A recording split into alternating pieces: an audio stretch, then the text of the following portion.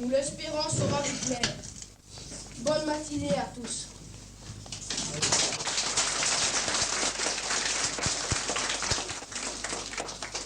Nous vous prions de ne pas fumer. Nous allons commencer par une lecture de Gusti qui est en 5e primaire. Pourquoi la date du 25 décembre?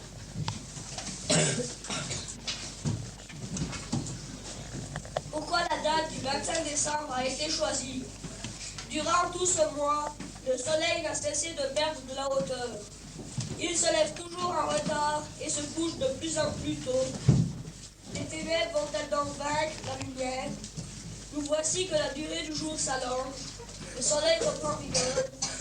Il sort victorieusement de la bataille contre les ténèbres. Les peuples de l'Antiquité célébraient dans leur joie le triomphe du soleil, au moment où les jours croissaient, c'est-à-dire au solstice d'hiver. Dès le IVe siècle, l'Église choisit cette période pour fêter le vrai soleil de justice, la naissance de Jésus, Fils de Dieu, dont rien ne pourra empêcher le triomphe final, dans la pleine lumière des derniers temps. L'Église a donc divinisé une fête païenne.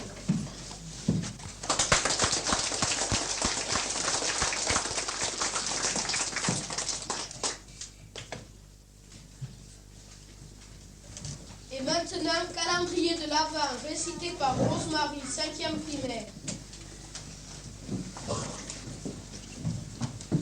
Calendrier de l'Avent.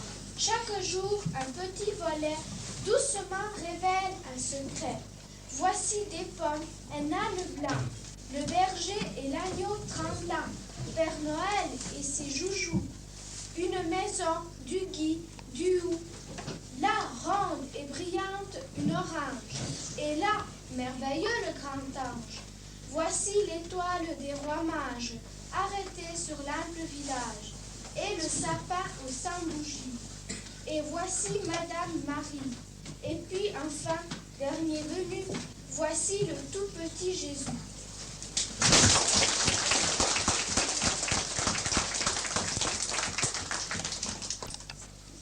L'Hôtelier, pièce interprétée par Cécile, Philippe, Marie-Madeleine, Nathalie, qui sont en 3e et 4e primaire.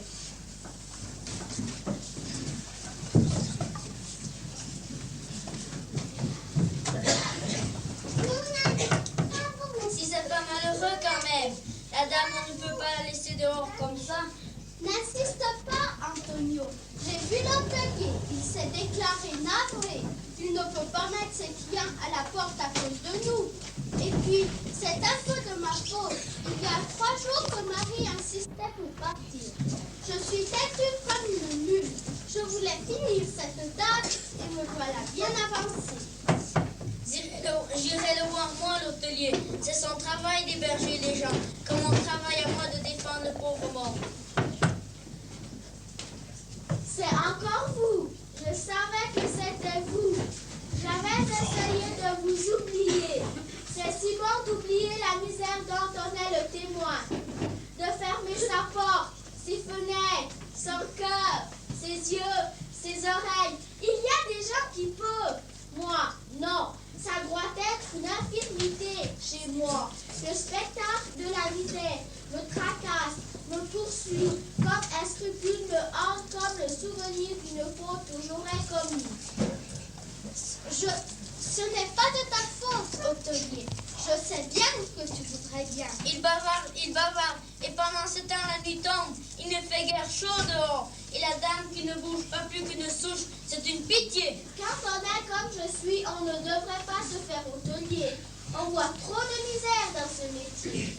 Combien avez-vous d'autres? Une 50aine, et empilés comme des bêtes dans l'arbre. Non, crois-moi, soldat, tu entends, il m'appelle. Ah, il y a celui-ci, un souper par là, du lait en haut, du vin en bas, et je reste là parce que je voudrais vous avoir enfin en sûreté. C'est que j'attends là comme un miracle. Égoïstement d'ailleurs, pour faire taire ce scrupule qui me ronge. Je ferai vider le corps des gardes s'il le faut, moi. Il ne sera pas dit qu'un soldat romain... Ah non, je vais vous loger dans ma chambre. Il y a longtemps que j'y pense. Et toi, où iras-tu? Pour ce que j'ai à dormir. pour ce que je pourrais dormir quand même. L'étable me suffira bien. L'étable, il a dit l'étable. Il avait une étable et il n'en disait rien. Où est-elle ton étable? À quelques pas, il y a de la place tant qu'on en veut. Des belles bonnes compagnies, vous y serez moins dérangés qu'ici. Même dans la meilleure chambre, avec ses vacarmes, là-bas vous n'entendrez qu'un bêlement de moutons parfois, ou un meuglement de vache, ou le cri de l'âne. Le silence, la paix, quoi. C'est merveilleux. Allons-y. Combien te dois-je? Tu me laisseras ça? Je suis trop content. Vous êtes fous? C'est moi qui devrais vous payer. L'étable, c'est moi. L'étable. Mais je n'osais vous la proposer, l'étable. Un toit, un gîte, la paix, mais une étable. Je vais vous envoyer Misrab le gosse, qui va vous y conduire. Je viendrai voir plus tard si vous me manquez de rien. Misrab, Misrab, mais tout de même, l'étable. Les autres n'en voudraient pas, tiens. Il y a d'autres heureuses compensations dans la vie. Les riches, Les riches, les malheureux. C'est vrai, les pauvres connaissent de ces joies parfois.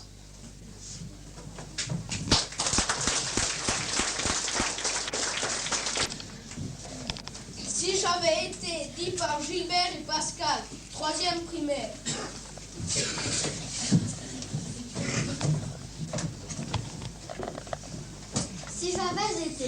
Si j'avais été hôtelier, quand Joseph frappait à la porte, avec Marie à demi-mort, j'aurais dit, on ne jamais entrer. Si j'avais été cuisinier, j'aurais pris ma grande marmite et pendant la nuit, vite, vite, j'aurais cuit un bon dîner. Si j'avais été charpentier, j'aurais fait un joli dame pour que la Vierge y puisse éteindre son petit enfant. Si j'avais été jardinier, j'aurais cueilli dans mon parterre le plus grand bouquet de la terre et je le lui aurais donné.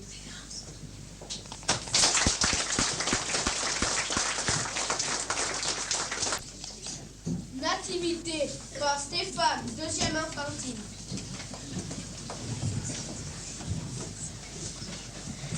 Aujourd'hui,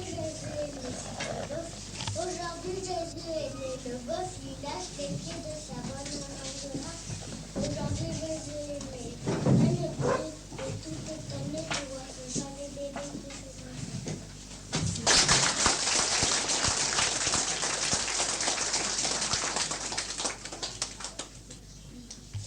Un silence dans la salle. Et maintenant, Noël, poésie dite par Fabrice, 2e primaire.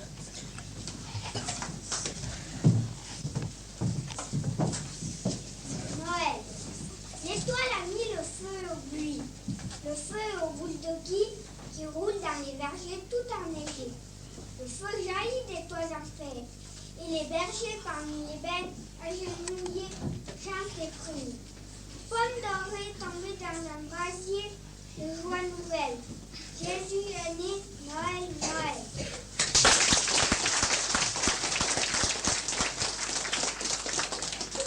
À Bethléem, récité par Marc, 1er infantile. Avec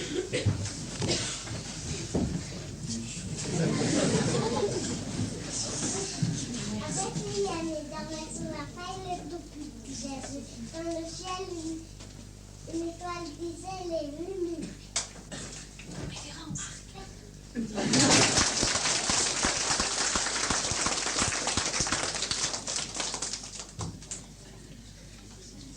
Noël ancien, dit par Odile, 5e primaire.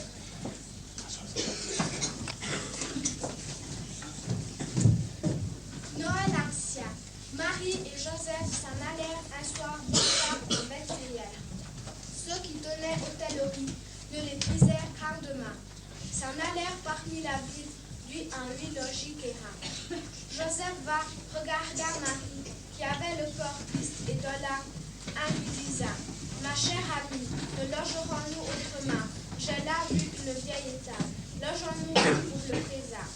À minuit, en cette nuitée, la douce Vierge eut son enfant.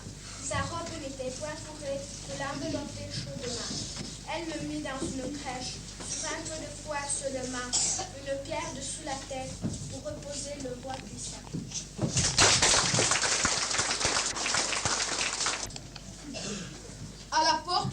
Gustave, pièce débutant par un chant, en soliste Jean-Yves et Olivier, acteurs Valérie, Pascal, Blaise, Anita, Sandra et Olivier, qui sont en 3e et 4e primaire.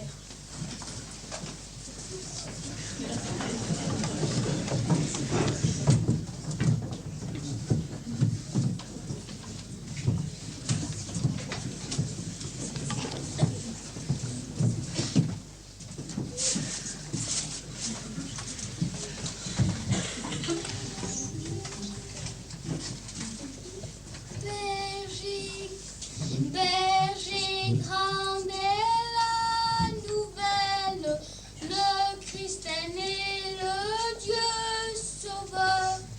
Venez, le ciel vous appelle à rendre hommage au Rédempteur.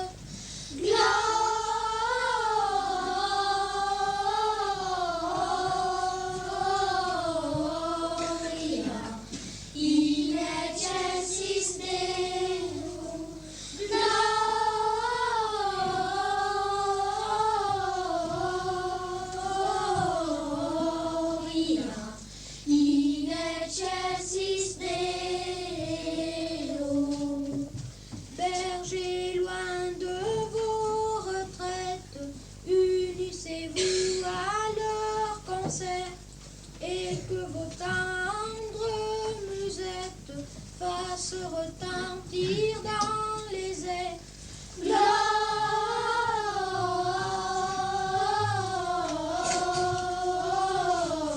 Gloria in excelsis Deo.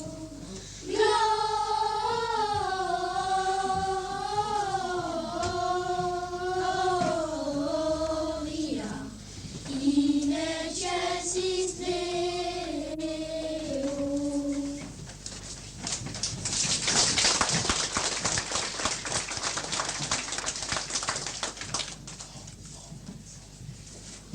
On nous a dit la 3e maison à droite, c'est là-bas. Venez les compagnons, viens dans, dis-moi rester. Je viens. Quelqu'un pourrait-il me dire pourquoi je te suis? Pourquoi je t'ai suivi jusqu'ici? Je viens. Je crois que nous sommes tous trois victimes d'une illusion. Ces anges, suis-je bien sûr de les avoir vus? Suis-je bien sûr de les avoir entendus, ces anges? J'ai tout laissé là-bas. Mes bêtes, dans quel état les retrouverai-je? Qu'est-ce qu'ils chantaient les anges, Abdia? Ils chantaient, c'était une très belle mélodie. Ce concert d'anges, je l'aurais écouté toute la nuit, sans fatigue. Les anges, quand ça chante, ça fait joli, c'est vrai. Je n'entends rien à la musique, moi. Je n'ai même jamais su jouer de la flûte à mes bêtes. Mais cette fois, ma parole, c'était beau, sacre bleu, c'était beau. Pourquoi j'aurais jeté? J'ai toujours aimé ce qui était beau. J'aurais voulu être riche. Voilà pourquoi j'aurais voulu être riche. Créer du beau. Il faut prendre la vie comme elle est, tout de même. Ce concert d'anges exprès pour nous, c'était une chance. Je les ai tous regardés un à un, ces anges. Ils étaient beaux, chacun à leur manière, chacun d'une beauté différente. Et celui qui dirigeait, C'était un archange. L'archange qui dirigeait, c'était comme si toutes les beautés des anges étaient réunies en lui. Quand j'étais jeune, j'aurais voulu être beau, mais je n'ai jamais été qu'un pauvre bougre de berger, sans instruction, sans importance. Jephté, qui dans ce souci de Jephté. Tu as ta beauté aujourd'hui, Jephté. Tu es un beau vieillard. Et nous aimons à t'écouter. Tu parles si bien. Parler, tout le monde peut parler.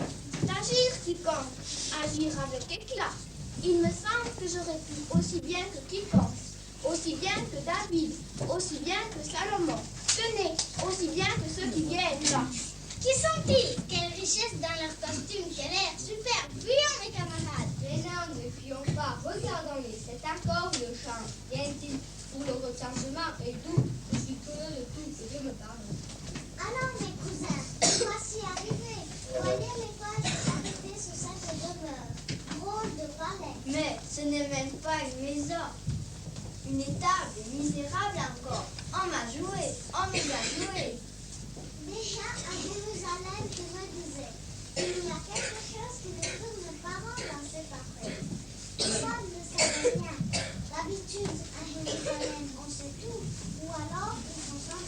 semblant. Allons, mes cousins, voilà bien les faibles, esclaves des apparences. Et c'était toi, Adam.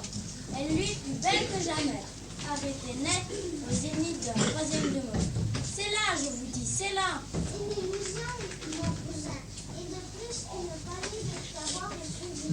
Je pensais trouver une ville somptueuse comme Babylone, Athènes ou Carthage, ou au moins une de ces cités qui doivent se cacher dans quelques oasis du désert. Je voyais la foule masser sur les places, nous attendant, nous applaudissant. Je pensais à une parade, à une grande rencontre internationale. Et nous sommes à Bethléem, une misérable ville de Judée, animée tout juste un peu par le recensement de César Auguste. Tout un ville peuple qui grouille, qui ne m'intéresse guère. Je vais tenter de trouver une auberge dans ce dette où il dormira un peu. Et demain, à la première heure, je m'en vais d'ici là, crachant sur ses pavés. Dieu vous en garde. J'ai toujours aimé l'imprévu.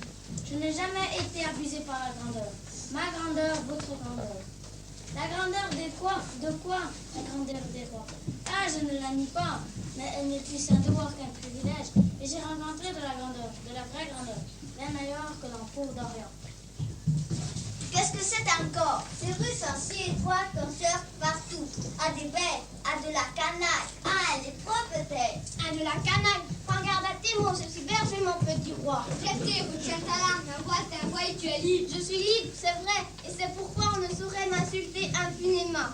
Alors, mes braves, laissez-nous passer, nous sommes mages d'Orient.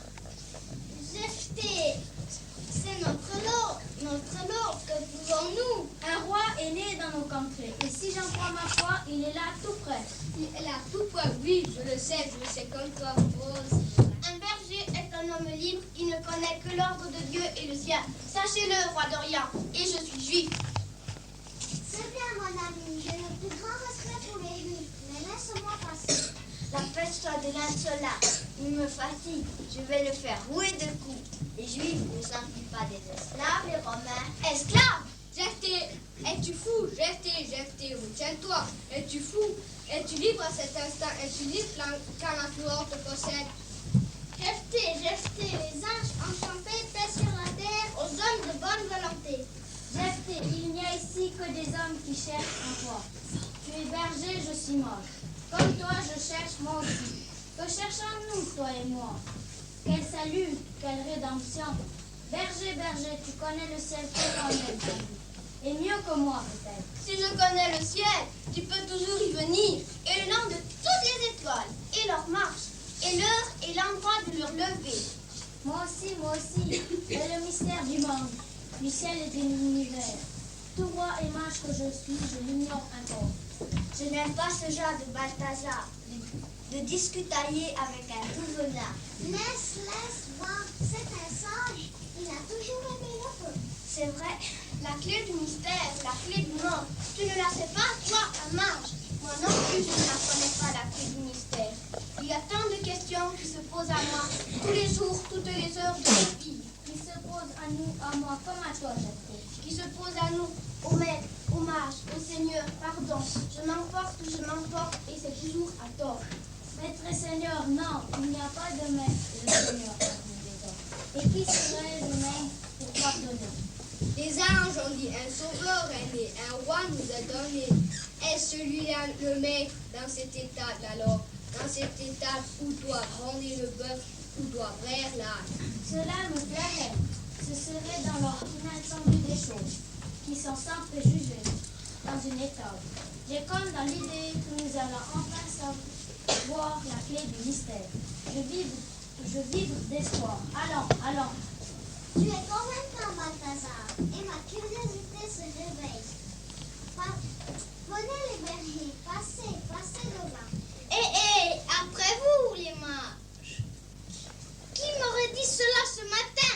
Je l'aurais jugé fou. Marcher avec des rois, marcher avec des mages. Vas-y, berger, un roi, un pote, comme il se doit. Ensemble, berger, ensemble. Il n'y aura bientôt plus de Grecs, de Juifs, de Romains, de maîtres et de serviteurs. Ensemble.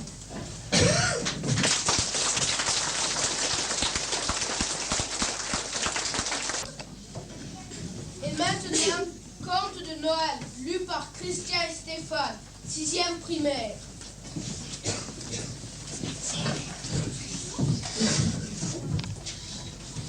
Je doute bien fort, messire, que l'enfant passe la nuit. Le baron, devenu soudain très pâle, s'arrêta et regarda le médecin. Je soupçonnais que la fin ne tarderait guère, mais je ne l'aurais pas cru si proche. Hélas, messire, mes soins sont impuissants. Dieu seul fait des miracles. J'ai tout tenté. Si le malade souffre trop, donnez-lui quelques gouttes du calmant prescrit. Pour le reste, ne le contrariez pas. Sur un signe du baron, les hommes d'armes abaissèrent le pont-levis, et le médecin, saluant très bas, s'éloigna dans la campagne ensevelie sous la neige, où la nuit étendait son voile endeuillé. Sur le mâle visage du preux, de grosses larmes ont coulé, silencieuses, et pour ne pas montrer à ses soldats qui pleurent, lui, le capitaine énergique qui les a menés à la croisade, lui, le vaillant que les coups d'estomac et de taille n'ont jamais pu émouvoir, il s'appuie un instant à la borne du pont, les yeux perdus dans la nuit, rêvant à cet enfant qu'il aime de toute son âme, à son petit Paul si frêle, vaillant comme lui et tout comme sa mère. Un bruit de voix rude le tire de sa rêverie. Un enfant en haillant, un petit pauvre de l'âge de Paul, demi-nu sous la ville, a voulu se réfugier dans le manoir, et les gardes brutaux l'écartent. Le baron a bon cœur, et le chagrin qui le range le rend plus secourable encore. Laissez-le entrer, vous autres. Viens, enfant. Toi, Aubry, mène-le se réchauffer et se refaire à la cuisine. Tandis que, derrière lui, la lourde herse retombe avec un bruit sourd, le baron regagne à pas lents la salle haute où son fils unique agonise. Dans l'immense lit en baldaquin, le petit mourant grelotte sous ses fourrures. Sa pauvre tête, si amaigrie, si diaphane, s'enfonce à peine dans le coussin de soie où elle repose. À côté de lui, la pauvre baronne, lasse de veilles et de larmes, s'est assoupie. Seul le bon chapelain, debout au chevet, parle doucement du ciel, des anges et du Christ sur la croix. Paul écoute, les yeux clos, un pâle sourire éclairant parfois son visage de cire. Le chevalier s'approche et sa main durcie à manier l'estoc se fait légère pour caresser la chevelure sombre du petit agonisant. Paul reconnaît cette caresse. Ses yeux s'ouvrent pour sourire un peu. Tu souffres beaucoup, mon chérubin. Beaucoup, oui, messire. Mais c'est pour Dieu, pour les croisés restés captifs du monde. Tu ne désires rien. Les yeux de Paul s'allument. Messire, ne sommes-nous pas en la nuit de Noël? Assurément. Où donc sont les tables chargées de cadeaux? Je serais si heureux d'en faire la distribution, comme chaque année. Sur l'ordre du baron, les serviteurs empressés apportent les présents de Noël et les déposent près du lit, dans une profusion de lumière. Tout est prêt. Une sonnerie de cordes appelle dans la salle haute le personnel du château, le prévôt des archers, le chef des gardes, les écuyers, les valets d'armes, les pages, les serviteurs, jusqu'au dernier des marmitons se pressent, silencieux et mariés. Jetant des regards éplorés vers l'enfant, il n'en est pas un qui ne se jetterait au feu pour lui. Soutenu dans les bras de sa mère, Paul s'est un peu redressé sur sa couche. De sa voix faible, si faible que, pour l'entendre, il faut bien les oreilles du cœur, il appelle chacun par son nom et désigne au baron, debout près de la table, le présent qui doit être remis. Tous ont défilé, et le noble sire va donner l'ordre de se retirer, car Paul remarque, dans l'ombre, le petit pauvre accueilli ce soir, lequel est resté les mains vides. Il ne reste plus sur la table que les cadeaux précieux, réservés à Paul, le petit aume d'acier niellé, la rondage frangée d'or et la courte dague de Damas, au fourreau serti de pierreries. Dague que jadis, de ses parents, prit à un infidèle, en un combat devant Bethléem. D'un geste, car l'épuisement lui ôte la voix, le petit malade demande la dague et la dépose dans la main tendue du mariage. Mais l'effort a été trop grand. La tête de l'enfant se renverse. En hâte, le baron congédie tous ces gens et se précipite. Serait-ce la femme? Non, c'est une prime. Mais combien douloureuse. Paul étouffe, se débat, gémit. Enfin, le calmant agit et le petit mourant retombe inanimé sur sa couche. Le chevalier, inquiet, penché sur son visage, épie le passage imperceptible du souffle sur ses lèvres. Mais voici que se dresse à son côté le petit mendiant, serrant toujours la dague sur sa poitrine. Que veux-tu, petit? Vous rassurez, messieurs chevaliers, vous avez accueilli le pauvre au moment où d'autres soucis vous pressaient. Ayez à présent son message. Il y a 10 années, dans cette même nuit de Noël, vous fîtes assaut pour délivrer la crèche sauveuse à Bethléem. Il m'en souvient. Vous souvient-il que cette même nuit, agenouillé près d'un autel, dressé à la hâte, tout ce moine que je vois ici, vous dit la messe. Je fit une prière à l'enfant Dieu. Je crois. Seigneur, disiez-vous, je vous suis venu en aide. Je compte sur votre secours le jour où je serai dans la paix. Baron, baron, Et la voix de l'enfant devint soudainement aussi forte que l'appel de l'olive. baron, pourquoi doutes-tu ce soir que l'enfant Jésus soit prêt à t'exaucer? En vérité, je te le dis, cette même nuit, ton fils s'agenouillera devant la crèche à ton côté. Ce disant, le mendiant saisit la main du malade, toujours insensible. Paul, je te le dis, lève-toi, et que la joie soit grande en ce castel où on aime le pauvre. Quand les nobles seigneurs le serraient dans leurs bras, l'enfant plein de vie qui leur était rendu, ils cherchèrent vainement le petit pauvre. Ils ne virent plus dans la salle haute qu'un rayonnement de lumière d'or qui s'évanouissait par degrés et disparut totalement aux premières lueurs de l'aube.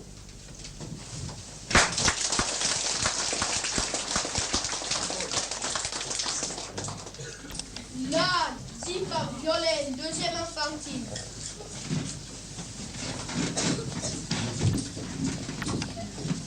C'est droit ton petit à sortir, bouge les oreilles. Il était parfois celui qui veilla sur l'enfant dans une crèche. En soupirant, il se s'accordait petit.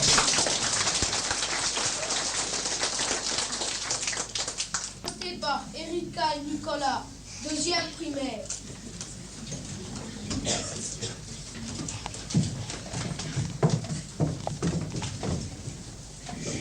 Sont venus de loin tous les trois pour voir le petit roi. Sont allés au palais, s'il vous plaît, personne ne le connaît. Où est-il caché? Où est-il caché? Ils sont partis plus loin tous les trois, cherchant le petit roi. Ouvrez dans votre porte, s'il vous plaît. Nous voulons voir le roi. Non, il n'est pas là. Non, il n'est pas là. Ils sont bien plus pauvres et dames, tous les trois ont vu le petit roi. Acceptez nos hommages, s'il vous plaît. Nous sommes les rois mages. Voici nos cadeaux pour l'enfant nouveau. Sont repartis bien loin tous les trois par un autre chemin. Chantant en pleine voix tous les trois, nous avons vu le roi. Nous l'avons trouvé, nous l'avons trouvé.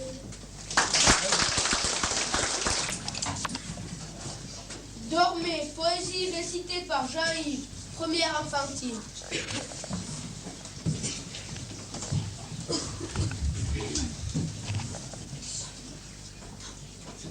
Petit enfant dans le berceau blanc.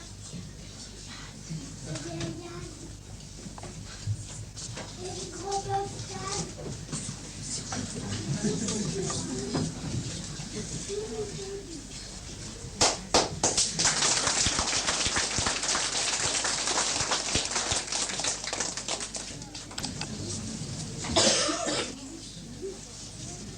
Le sapin, dit par Béatrice, Jean-Yves, Olivier, Guy, Véronique et Nathalie, troisième et quatrième primaire.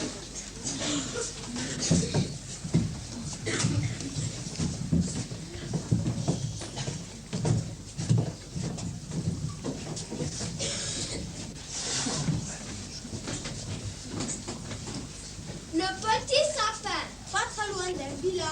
petit sapin vert sommeillait sous la main dans un grand bois d'hiver. Soudain, il se réveille en entendant des voix. Vite, il tend l'oreille. Il a peur car il voit un bonhomme qui marche en tenant dans sa main, oh, une lourde hache là-bas dans le chemin.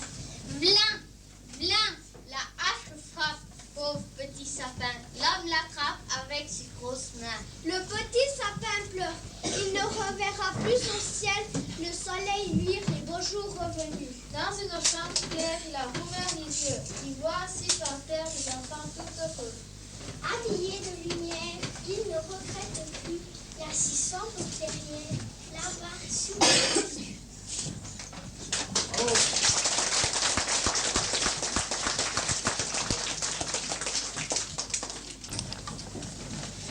Le carillon de Noël, récité par Daniel, 6e primaire.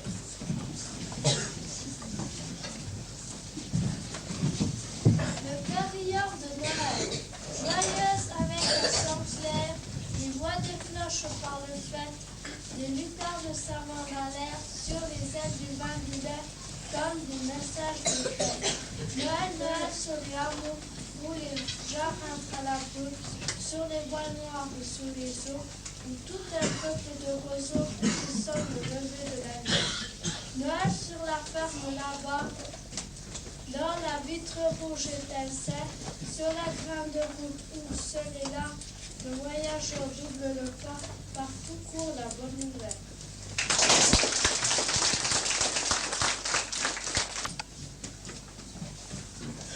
Pierre sera content, lu par Marc-André, 6e primaire.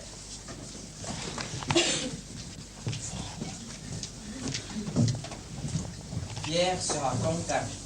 Pauvre maman, une fois de plus, elle vient d'ouvrir l'armoire de la petite chambre pour ne rien prendre. Simplement pour regarder, encore une fois, en silence, le train bleu, tout neuf, que son Pierre n'a pas eu le temps d'abîmer. Ce fut son dernier désir de malade.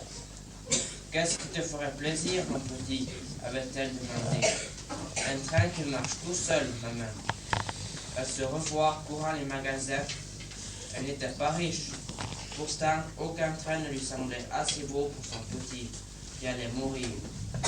Le docteur le leur avait fait comprendre. Elle se revoit, se hâtant pour ne pas laisser seul trop longtemps son enfant qui est malade. Elle avait finalement trouvé le train qu'elle voulait. Son train. Il avait coûté très cher, bien sûr. Elle aurait donné plus encore. Elle se revoit revenant précipitamment chez elle, le long de ces rues devenues terriblement longues, sentant ses jambes trop lourdes et tremblantes. Elle s'entend encore dire « Mon petit, regarde ton train, il est tout bleu, il marche tout seul, c'est le plus beau que j'ai trouvé. » Et Pierre avait essayé de lever la tête, il avait souri, il avait tendu sa main affaiblie vers le jouet, le train de ses rêves. Il avait dit « Merci maman, je le voulais comme ça. » Et gardant le train bleu dans sa main, il avait refermé les yeux comme s'il désirait rêver d'un lointain voyage. La pauvre maman a regardé encore longuement le train. Elle le prend maintenant d'une main tremblante et maladroite. Des larmes chaudes coulent sur ses joues, mais elle a déjà tant pleuré qu'elle ne les sent plus. Elle s'est assise, fatiguée comme ce jour où elle apportait le train.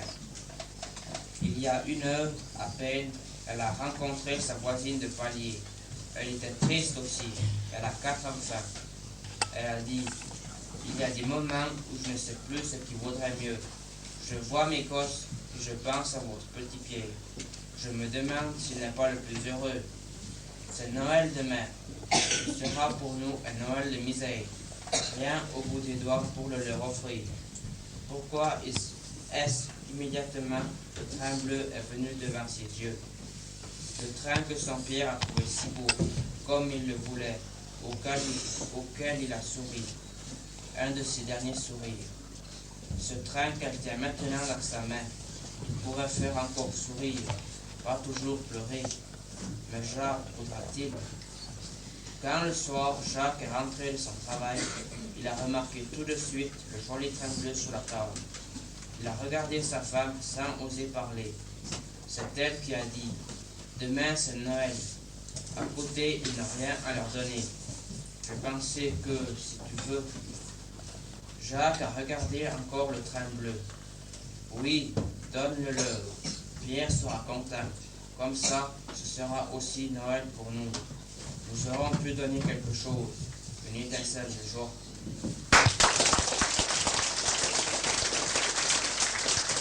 La plus grande fête, elle ne dure qu'un seul jour. Un enfant est né dans une crèche, entouré d'un âne et d'un bœuf qui mangent de l'herbe fraîche. Les rois mages sont arrivés lui offrir de modestes présents par un beau ciel étoilé.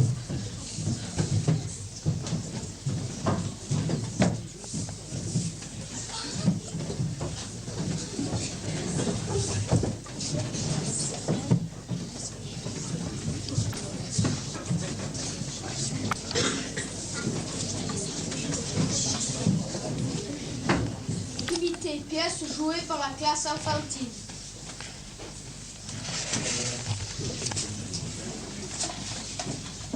Donne un très simple bébé, s'il te plaît. Oh,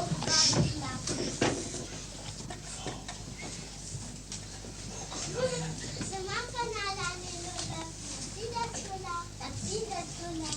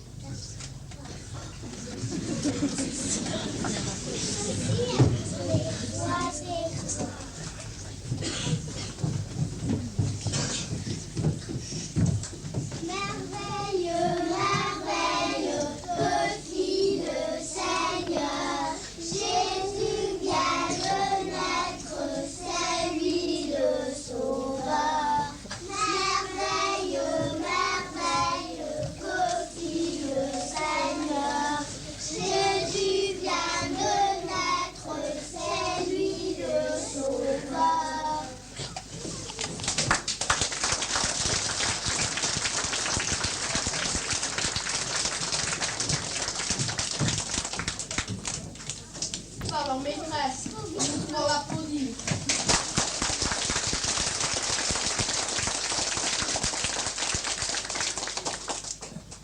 Et maintenant, Noël des oiseaux, par Isabelle et Philippe, 3e et 4e primaire.